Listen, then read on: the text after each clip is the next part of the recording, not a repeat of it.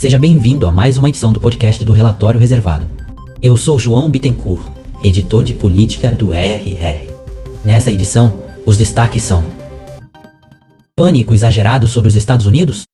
Ainda é preciso cuidado ao avaliar os próximos passos, após o pânico que tomou conta das bolsas asiáticas no início do dia, somado a quedas generalizadas em todo o mundo. O tema vai gerar volatilidade, inevitavelmente. O temor de uma recessão nos Estados Unidos abre uma questão central.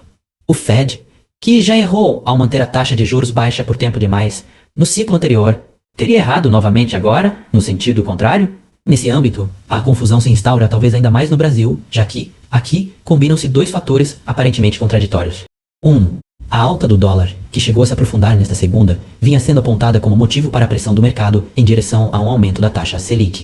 O comunicado do BC semana passada não corroborou esse diagnóstico, no entanto, foi mais duro do que vinha sendo, acenando justamente para os juros altos nos Estados Unidos. 2.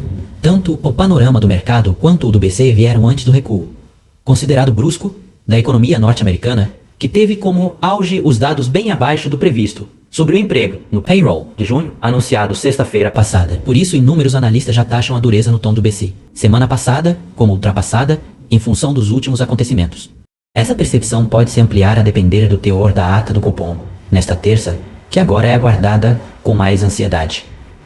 Tentando olhar, através das brumas dos últimos dias, é preciso apontar alguns fatores. 1. Diversos analistas, entre eles o CEO do Bradesco, veem as reações como exageradas e de curto prazo. 2. Salientam que os números dos Estados Unidos não despencaram.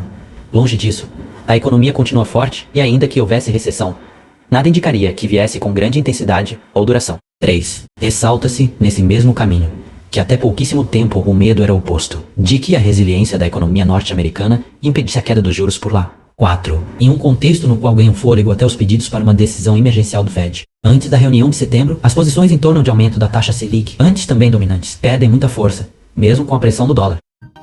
As chances de moderação na Venezuela. Após o movimento favorável de Macron à mediação brasileira na Venezuela, a aproximação do trio Brasil, México e Colômbia com o presidente do Chile, Gabriel Boric, ferrenho crítico de Maduro, terá papel importante nos planos do Itamaraty. Diante do medo de uma escalada no conflito e na ausência de interlocutores com Caracas, ganha força o protagonismo do Itamaraty.